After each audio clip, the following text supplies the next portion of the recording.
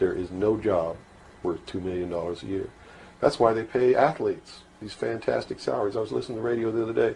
They just contracted to pay one player on one team $6 million a year. Can you believe this? And why is that? It's the Roman circus.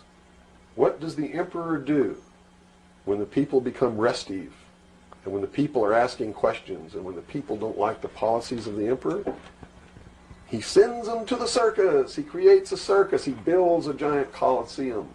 And he begins to throw the Christians to the lions. And he has great chariot races and football games and basketball games, all to keep the idiots preoccupied with things that don't mean anything in the scheme of the entire world, so that they don't have the time to learn what the truth is, so they don't ever get smart enough to learn how they're being manipulated, so they don't ever question the emperor. That's why they pay a player on a football team or a baseball team $1 million or $2 million or $3 million a year. It is the Roman circus. I know men who don't know anything in the world except who plays third base for the Mets. And they think that's a great accomplishment. And they meet and pat each other on the back and bond and go have cocktails and talk about what this guy that plays third base for the Mets did in last night's game. It's sad. It's really sad. Is there any room in a kind of society where these manipulations are not taking place for this type of entertainment, or any type of entertainment at all?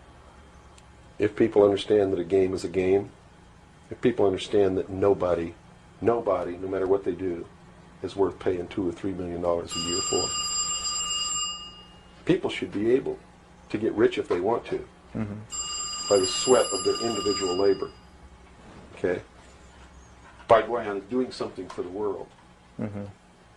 Not by taking people's minds away from the emperor. It's a game. Football's a game. Football's a game. But let me tell you something. When 150 of the most powerful men and women in the world can meet in secret in Baden-Baden, Germany, and plot the fate of billions, and nobody even cares about it, but 6 football players go to lunch together, and it's in the headlines across the country, you have a reflection of the society in which that exists. And it is a sick society that is doomed to self-destruction.